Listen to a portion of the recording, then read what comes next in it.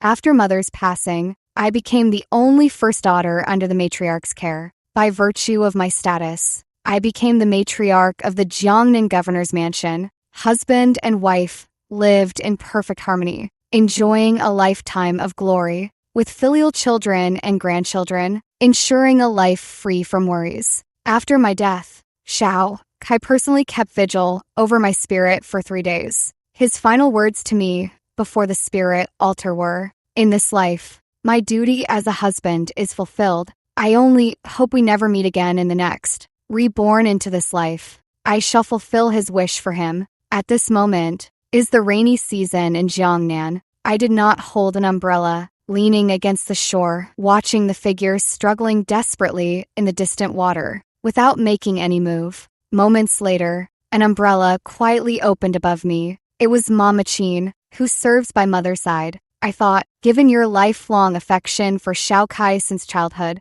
you would rush to save him without regard for yourself. Mother came to my side, squinting at the distant figure, yet I always felt that her scrutiny was directed at me. I slowly took a deep breath and knelt down in the pouring rain. It is precisely because I hold fast to this affection that I will not go to rescue him. What I want is genuine love from the heart, not obligation born from a life. Saving favor, whether to rescue him or not, makes no difference. After a long silence, Mother let out a soft sigh and instructed the servant boy beside her, "Go and pull him out of the water. After all, he is the governor. We cannot afford any mishaps." She looked down at me from her height until my knees felt a bone, chilling cold, then reached out to help me up. "Very well. When your father passed away, everyone was waiting to see the Yen estate become a laughingstock. But we managed to endure through it all. If we could endure then, perhaps we can endure now too. Since you have made up your mind,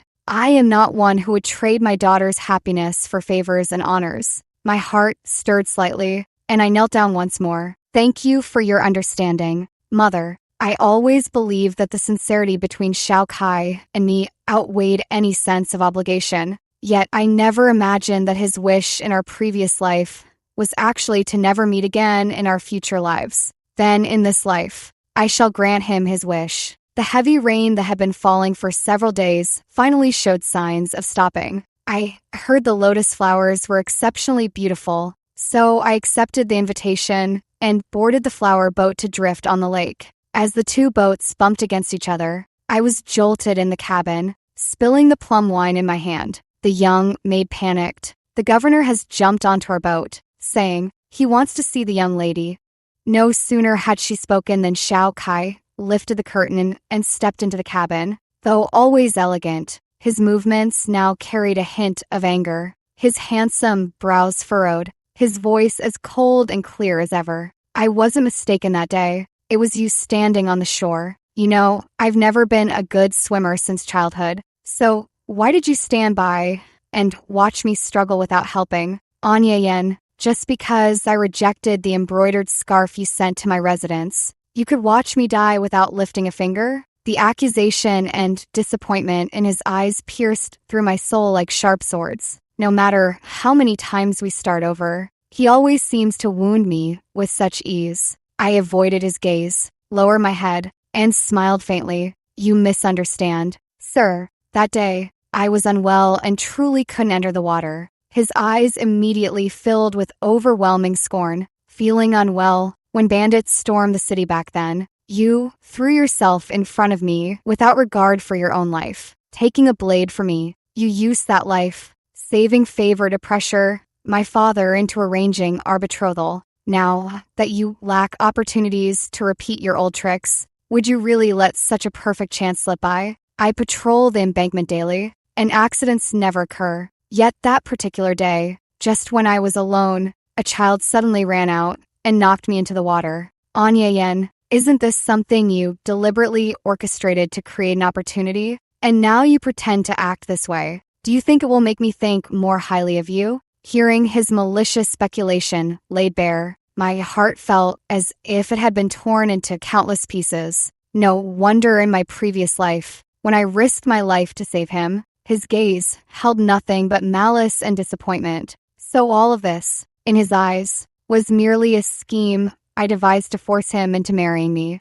I laughed at myself inwardly, suppressing the sting in my nose as I began to explain. I am well aware that I have troubled you for many years, and henceforth I will not. Enough with the act. He waved his sleeve, cutting me off, and turned his back to me as if even looking at me was distasteful. Lord Yin has been my mentor, and the promise he made with my father will not be broken by me. I will marry you and make you the sole matriarch of the governor's mansion, but my heart, you will never have it. With that, he turned and strode away. Through the parted curtain, I saw the woman in the blue gown in the opposite cabin, her eyes gleaming with undisguised satisfaction, and as the curtain fell, she let all her malice radiate out. It was Yen Si, my companion, with pity in her eyes. Refill my wine cup. I raised it and drank all in one go, a bitter smile unconsciously forming on my lips. Shao Kai and I weren't like this at the beginning. When I threw myself in front of him without hesitation to block a blade, he wasn't like this. My blood stained his clothes. He held me as if I were a treasure, his voice trembling with panic as he begged in my ear. Wani, if you can just survive, I'll do anything, but that didn't include marrying me. After our fathers settled the betrothal, the plea in his eyes turned to hatred, as if saying, why don't you just die? Back then, young and naive, I was overjoyed at the thought of this marriage, yet he forbade anyone from mentioning it and grew increasingly distant from me. Having grown up together since childhood, I truly couldn't understand the reason. It wasn't until our wedding day, when Yen Si shaved her head and entered the Buddhist order, that he spent the entire night outside our bridal chamber, sitting motionless facing the direction of Nanshan Temple. Only then did I realize that she was the one in his heart. After marriage, in the eyes of the world, the Jiangnan governor was a young achiever, not only outstanding in his political achievements, but also an exceptionally devoted husband. Apart from his lawful wife and matriarch of the household, he never took any concubines, and the couple had a son and a daughter, living a life akin to immortal lovers. There was a time when I, too, believed that the past had vanished like smoke, and he had finally come to see the depth of my affection. But I later discovered that his monthly excuses to inspect neighboring counties were actually trips to that Nanshan temple. He requested Master Wangshen as his companion, kneeling in the main hall for 3 full days and nights copying scriptures and chanting prayers, offering blessings for the world. She added incense while he held the brush. Under the guise of serving all living beings, they covertly express their unfulfilled regrets across the boundaries of mortal desires. In this lifetime, how could I not grant them their wish? Upon returning home, Mother sent someone to summon me to the main hall. Seeing me approach, she took a sip of tea and gestured for me to sit beside her. Today, Shao Kai sent a messenger with a letter, willing to fulfill the childhood betrothal and welcome you into his household. My heart stirred slightly as I knelt and kowtowed. Mother, your daughter does not wish to. She signaled Mama Chin to help me up, her eyes growing colder. Even if you were willing now, I would not permit you to marry into that family. Mother's voice carried a hint of anger. He is willing to marry, but with a condition. He wants to bring Wansi into the household first as a concubine, scheduling it before your wedding to let her enter ahead of you. The more Mother spoke, the angrier she became, smashing the teacup in her hand. Shao Kai, that insolent brat, goes too far. He's merely a governor. Had it not been for your father's strong support back then, he might never have climbed that position at such a young age. When I fought alongside your grandfather on the battlefield, that little whelp was still playing around who knows where, and now he dares to insult the first daughter of the Yen estate by letting a second daughter enter his household first. Such humiliation. Only he would stoop so low. I had intended to find her a good match to become a proper, honorable matriarch as a wife after you married into the governor's mansion, but it seems she's grown addicted to playing the lesser role. Neither Yen Si's birth mother nor mine was mother. They were both concubines in this state. Mother had no children of her own for many years, and after both our mothers passed away, she considered adopting one of us into her care to become the estate's first daughter. Yan Xi's birth mother was once the top courtesan in Jiangnan's largest music house, winning father's heart with her masterful pipa playing. Yan Xi takes after her, being sweet, tongued and skilled in singing and dancing since childhood. My mother, however, came from a merchant family and taught me to use the abacus and manage accounts from a young age, making me far less charming than her. I had thought mother would choose her, but unexpectedly, she chose me instead. Mother said, as the first daughter of Yen estate, you should be a sensible woman who knows her place and exercises good judgment. Those superficial tricks of servitude are useless to learn. Perhaps it was on that day she began to resent me. Yet even though she wasn't chosen as the first daughter, mother's care for her was genuine and substantial. I silently calculated in my heart. In my previous life, before I was even married, mother had already started planning for her, intending to marry her off to her own nephew, the young General Jiang Huai, who struck fear into the coastal raiders. Unfortunately, she stubbornly insisted on shaving her head to become a nun, and mother,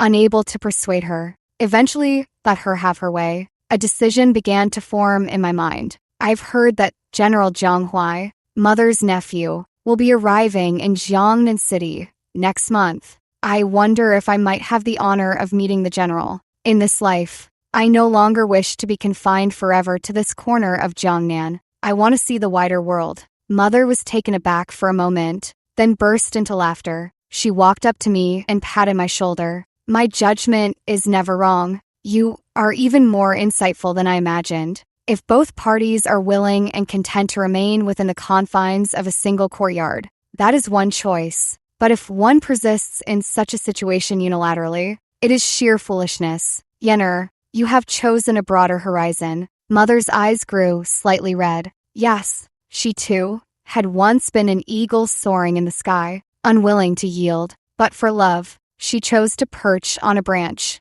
Mother sent a reply, agreeing to their marriage. Jiang Huai would arrive in the city in 20 days, a fact she deliberately kept to herself. According to our dynasty's laws, if a woman enters as a concubine, she cannot be elevated to the status of principal wife before the husband marries one. Officials do not recognize co-wives, and only if the matriarch passes away might a concubine be considered for elevation after 10 years. His Majesty, devoted to the Empress, has left the imperial harem vacant for years, and petitions to elevate concubines to principal wives have never been approved. Yan Xi is likely destined to remain a concubine forever. Shao Kai was determined to give Yan Xi a grand wedding ceremony. After 2 weeks of preparations, all the people of Jiangnan knew that the governor was to take a wife. Don't talk nonsense. How can a concubine be considered a wife? At best, she's just a secondary consort.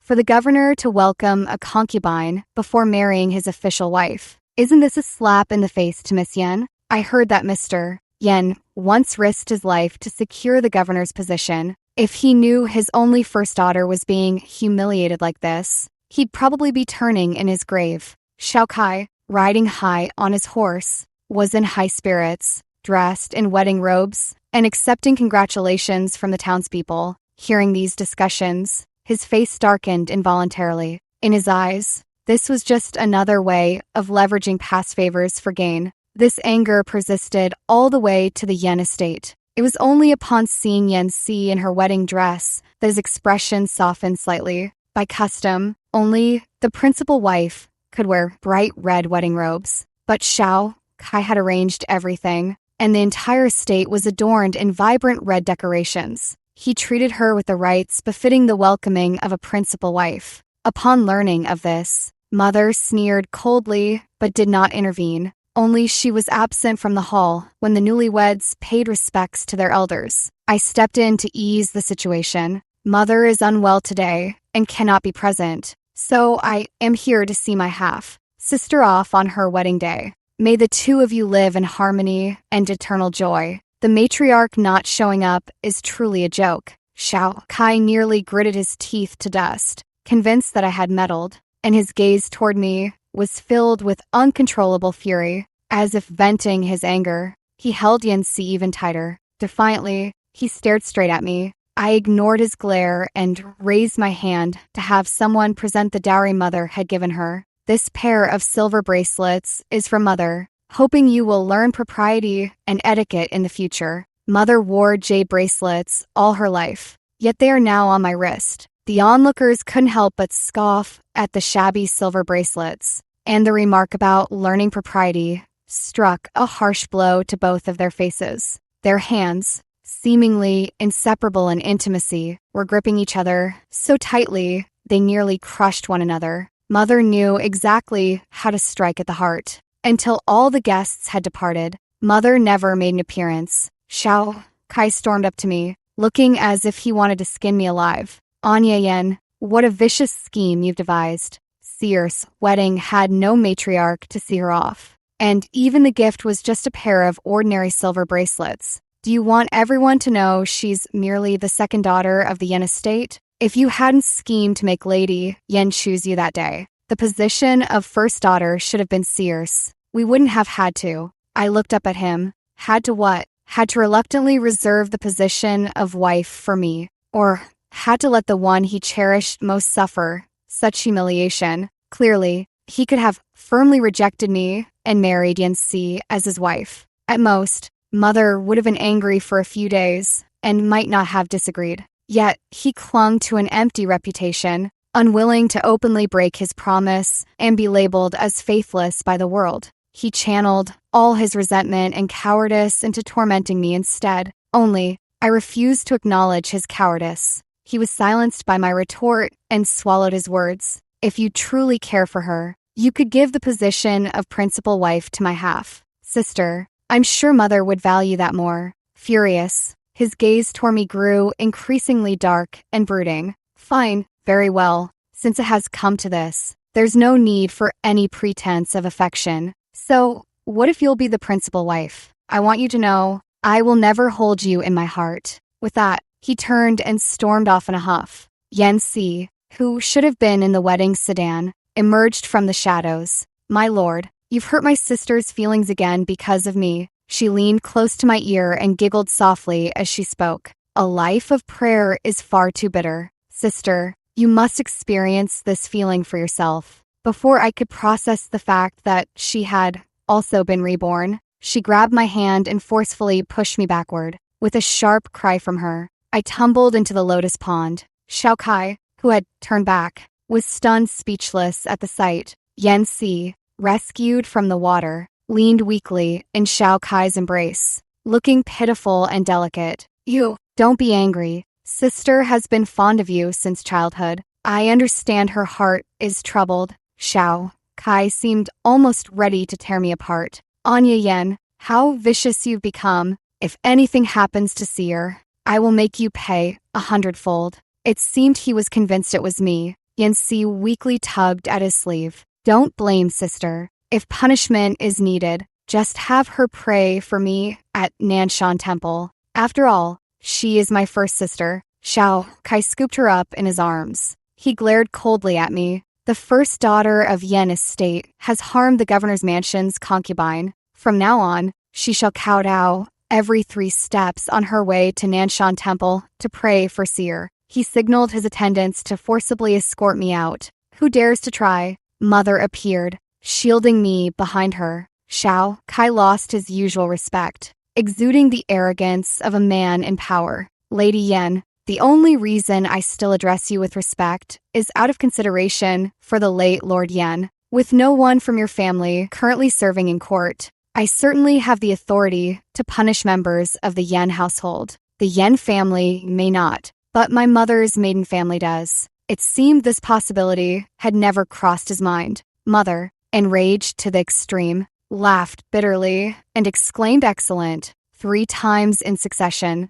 Her hand reached behind her waist. That whip, which had accompanied her through years of battlefield campaigns, had long remained unused. Seeing this, I quickly pressed down on her hand. The Yen estate is no longer what it once was. Openly confronting Xiao Kai would be most unwise. As long as she doesn't appear at the wedding banquet, Xiao Kai can do nothing. But if she actually strikes an imperial official, we would surely suffer the consequences. I quietly whispered in her ear, "Mother, endure this a little longer. Once the general enters the city, all will be well." After speaking, I moved to shield Mother behind me. I accept the punishment. I perform 3 steps followed by 1 kowtow all the way to Nanshan Temple. Before even leaving the city, my forehead was already drenched in blood. The commoners were murmuring among themselves, while Shao Kai shielded Yan Si on horseback, watching me from a distance. "My husband, are you afraid my sister will be angry?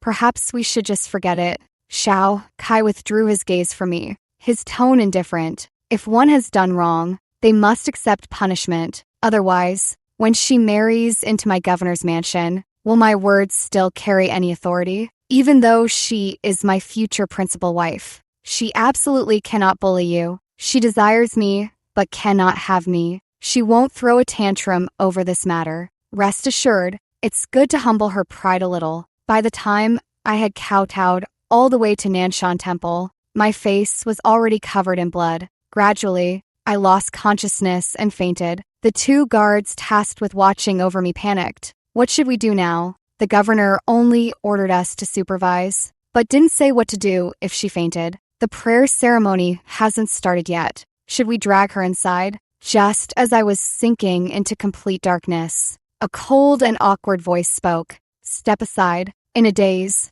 I was lifted horizontally, catching a scent both unfamiliar and familiar. It reminded me of the time when I was stabbed and he scooped me up in his arms. It was Shao Kai, clad in his wedding robes. Why would he abandon his wedding night to follow me up the mountain? When I regained consciousness, I found myself lying in the temple's guest room. My head throbbed with pain, but the wound had been neatly bandaged. "You'd rather endure punishment than apologize? I've already promised you the position of my official wife, yet you still can't tolerate Seer." Shao Kai handed me a cup of water at that moment. Looking down at me from above, I didn't take the cup, instead turning my head gently toward the inner side of the bed, avoiding his gaze. "Why has my lord left his charming bride at the mansion to follow me here?" Shao Kai, having his gesture rejected, grew somewhat angry. He snorted coldly and slammed the cup heavily onto the wooden table.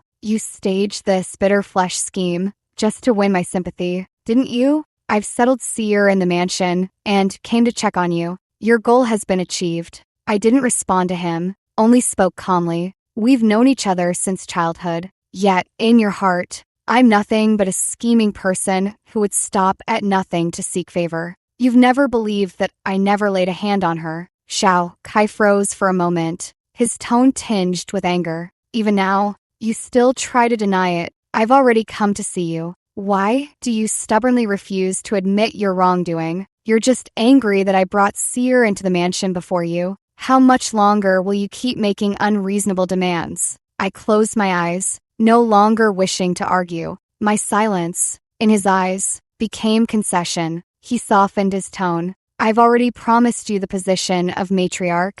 You should be content. After you marry into the governor's mansion, you'll be the matriarch to the outside world. Internally, you'll share equal status with Seer. If you behave properly, I won't embarrass you, and granting you lifelong honor isn't difficult.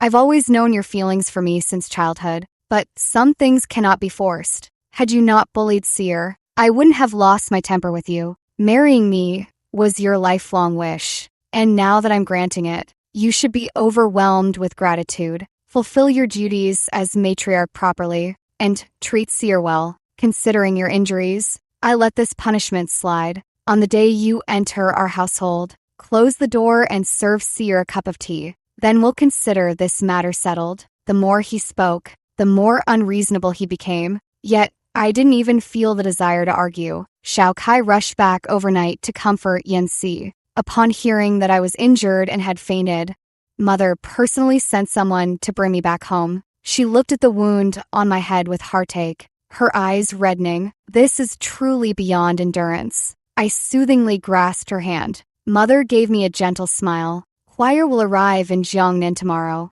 This time, he's bringing an imperial edict." So, after learning of my feelings, Mother had written to Jianghuai. When he returned to the capital to report on his duties, His Majesty wished to reward him. He used his military merits to secure an imperial marriage decree for me. Huai's parents passed away early, and I took care of him for several years. He respected me as if I were his mother. Later, when I married your father, he remained in the military camp. Now that I've asked him, he absolutely won't refuse. I never expected Mother would directly have Jiang Huai request an imperial marriage decree. I originally thought we should meet first, and if there was a connection, we could discuss marriage later. I felt somewhat disheartened, afraid this might create another ill-fated relationship. Mother noticed my concern and gently reassured me. Huai, he has seen you before. My heart stirred slightly. When you were 12, barely able to lift a red, tasseled spear during our morning training sessions. Huai was only 15 at the time, yet he had already single-handedly beheaded a coastal raiders commander. His Majesty specially permitted him to visit me, and he happened to see then. Mother's eyes shone brightly. He said, "If only you hadn't been born as a young lady of Jiangnan, now that this delicate Jiangnan girl wishes to experience frontier life. Do you think he would be pleased?" My heart suddenly began racing. I did not meet him that day, yet an image involuntarily surfaced in my mind. A young general in armor, wise beyond his years, watched a little girl clumsily mimicking her mother's movements behind the red, tiled wall and sighed. If only she hadn't been born as a delicate young lady of Jiangnan. There was a trace of world weariness in the youth's eyes, and, for some reason, I felt my cheeks flush. Seeing this, Mother smiled. On the day Jiang Huai entered the city, Shao Kai personally led the welcoming party, clad in armor and mounted on his warhorse. Behind him stood the elite troops who had followed him through life and death. Shao Kai bowed. "Welcome, General, to the city. This humble official has prepared a simple feast at the governor's mansion this evening to honor your arrival, and I hope you will grace us with your presence." The famously courteous young general did not dismount. Instead, he lazily glanced at Shao Kai. "I appreciate the governor's kindness, but I must decline. I am merely passing through Jiangnan on my way back to the border to visit family, and do not wish to trouble you. I must go to the Yan estate to see my aunt." Shao Kai froze in place. It seems he never investigated how the seemingly fragile lady Yan managed to hold together the storm-tossed Yan estate after Lord Yan's passing. I quietly covered my face with the veil and disappeared into the crowd. Jiang Huai still went to the governor's mansion. Shao Kai personally came to invite him,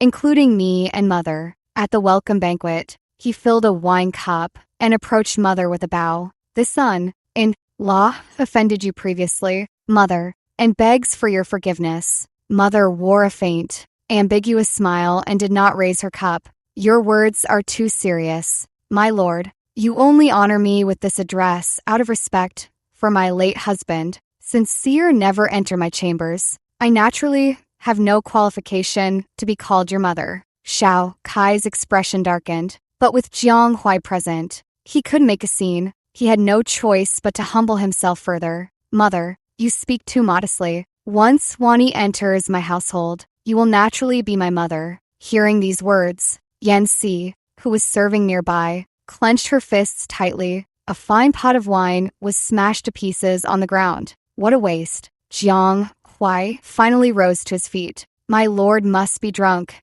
The first daughter of Yan estate is clearly my betrothed. How could she possibly marry into your household?" Shao Kai paused, a fierce glare instantly appearing in his eyes. Jiang Huai merely calmly drew his sword and began polishing it, causing that fierce glare to vanish completely. "General, Yuyist, Yan Wanshi, and I have been betrothed since childhood under our father's arrangement. This is an unchangeable fact. How could it possibly?" But Jiang Huai had little patience for such talk. He directly produced the imperial edict. At the sight of the imperial edict, everyone in the room immediately knelt down. After the edict was read aloud, Shao Kai's face was filled with disbelief. Even Yan Si was stunned. She had thought I would fight her to the death, and had mentally rehearsed countless times the methods she would use to torment me after I entered their household. But she had never expected this. In this lifetime, I never intended to compete with her for anything from the very beginning.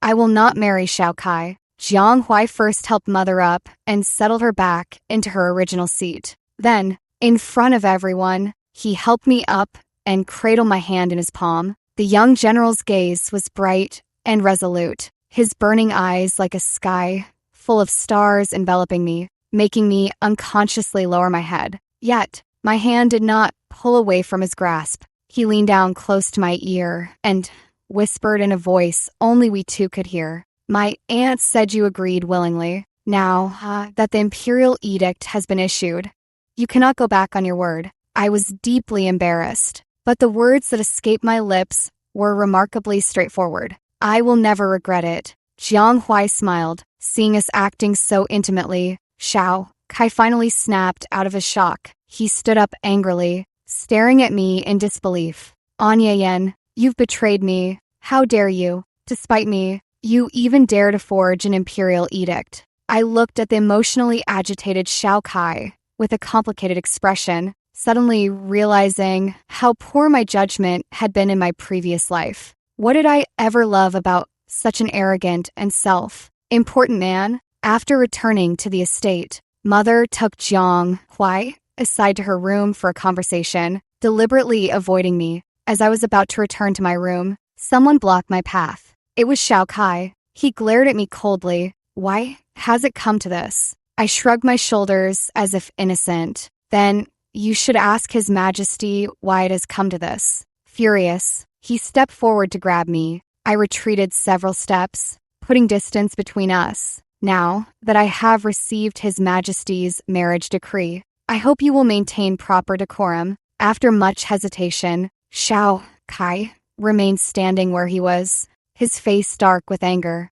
Did you know about this all along? You resent me for letting Seer enter the household first, so you'd rather marry someone you don't love to force my hand. Let me tell you, you're delusional. End this farce immediately, and there might still be room for reconciliation between us. Otherwise, I won't give you another chance, nor will I ever forgive you. I couldn't bear to watch his arrogance any longer, so I called for the servant boy to have him thrown out. Now that Jiang Huai is here, Xiao Kai's official rank can no longer intimidate the Yen estate. We decided to move our entire family to the borderlands in a month, where we would hold our wedding. Mother would also close up the Yen estate and depart with us. The reason we set the departure for a month later was because Jiang Huai's visit wasn't just for family reasons. He also had official business to attend to. Jiangnan was suffering from severe floods, with multiple city dikes destroyed, leaving the common people in dire straits. Xiao Kai, as the governor, had not only failed to manage the flood crisis effectively, but recently, in order to marry Yanxi, he had even misappropriated funds allocated by the court to throw an extravagantly luxurious wedding banquet. All of this had been mentioned by Mother in her letters. His Majesty was furious and sent Jiang Huai to inspect the progress of the river dike repairs. Jiangnan is my hometown, and I wish for its peace and prosperity more than anyone else. I fully support Jiang Huai in his efforts. While he was busy, I would voluntarily check on the construction progress for him. On this day, I happened to run into Xiao Kai. Seeing me panting heavily, he couldn't help but snort coldly. The man you're marrying is nothing but a crude brute. How could he bear to send you to such a dangerous place? Unlike how I treat Seer, I'm always afraid she might get the slightest scratch. He glared at me, his teeth clenched in anger. Anya Yen, do you regret it now? I ignored him and instructed my people to distribute the food we brought to the construction workers. It seemed Xiao Kai was still unaware that His Majesty had ordered Jiang Huai to thoroughly investigate the relief funds. He simply assumed Jiang Huai was here for inspection and would return to the border soon. As if out of spite, he extravagantly moved all the finest things into the governor's mansion. If not for Jiang Huai secretly bringing funds, this river embankment project would have stalled long ago. Anya Yen, how dare you ignore me? My continued silence only fueled his fury further. I turned back to look at him. Xiao Kai, how did you become like this? That gentleman in my heart, who once cared for the world, had turned into a demon who would sacrifice the safety of an entire city for his own selfish desires. It must be known that if Jiangnan falls, the restless coastal raiders could easily invade the city. How could he so carelessly trample upon the home and nation that Jiang Huai had defended with his life? Faced with my questioning, he froze in place. Coincidentally, Jiang Huai arrived. He handed me the date paste cakes from that pastry shop in the southern part of the city. You've worked hard. I especially went to buy these for you. Xiao Kai snapped back to reality and sneered contemptuously. A mere pack of shoddy pastries. Only you would treasure them. Upon hearing this, Jiang Huai did not get angry, but instead chose to clean his sword. The feather plume on Xiao Kai's official hat was accidentally sliced off by him. Instantly, his face turned pale, and his legs gave way as he knelt down. Jiang Huai said with a calm expression, "My apologies, Lord Xiao." This general's hand slipped. I couldn't help but chuckle. Jiang Huai looked at me, his gaze intense. Aunt was right. Yenner looks quite lovely when she smiles. You should smile more often. My face flushed with embarrassment as I turned away from him and picked up a piece of juju paste cake. So sweet. None of us noticed the gradually darkening, venomous expression in Xiao Kai's eyes. The Jiangnan city embankment completely collapsed in the dead of night. Piercing screams jolted me awake. My heart trembled uncontrollably, and instinctively, I wanted to seek out Mother and Jiang Huai. When I hastily dressed and pushed open my bedroom door, Mother and he were already fully armed standing in the courtyard. Jiang Huai's brows were tightly furrowed. It was supposed to be completed any day now, and we used only the finest materials this time. There's no reason it should have collapsed. Mother protectively shielded me with concern. Go check it out with peace of mind. I'll watch over Yenner. Jiang Huai gave me a deep look, then nodded, shrinking in Mother's embrace. I felt for the first time the desire to face this together with him. I straightened up from Mother's arms. Raised by my mother since childhood, I knew well that she was not a woman content to be confined to the inner courtyard. With Father gone, no one can hold you back anymore, not even me. I stepped forward and reached out to grasp the long whip in her hand. You once said, though I wasn't born of you, I resemble you the most. Mother, let us go together. Mother took a deep breath and let out a sharp whistle, summoning a warhorse. She mounted it swiftly and extended her hand to me. Huaier and I share the same discerning eye. As we galloped along, I saw a Jiangnan city unlike any I had ever witnessed. People were fleeing everywhere, and houses that had been torn apart lay in ruins beneath the shattered walls. They cried out the names of their loved ones with heart-wrenching agony. Jiangnan had turned into a living hell. The men brought by Jiang Huai continuously comforted the panicked citizens. Yet, Governor Xiao Kai was nowhere to be seen. Arriving at the embankment, the scene grew even more desolate. Jiang Huai gazed thoughtfully at a particular spot, his brow furrowed in concern. When he saw me, a look of concern instinctively crossed his face. Only after Mother slowly nodded did he compose his expression. He cupped his hands toward Mother. Aunt, it was man-made. Before any of us could react, Xiao Kai quietly appeared behind us. His eyes held a persistence and madness I couldn't comprehend. General, the negligence in governance has harmed the entire city's people. I wonder if you can bear this responsibility. On the day the imperial envoy arrived in Jiangnan, Xiao Kai arrived at the Yen estate with Yen Si in his embrace. She cast a disdainful glance at Mother. Some people are truly blind in both eyes and heart, mistaking a fisheye for a pearl. Had you granted me the position of first daughter back then, we wouldn't have come to such a miserable state. Xiao Kai closed the city gates, preventing Jiang Huai's army stationed outside from entering. Forcing entry into a city that hasn't declared war would be considered treason. They dared not act rashly. The three of us were imprisoned by him in the Yen estate. Xiao Kai stared fixedly at me. This is your choice, a man destined for failure. Anya Yen, if you yield to me now, I will surely inform His Majesty to clear both you and Lady Yen of any blame.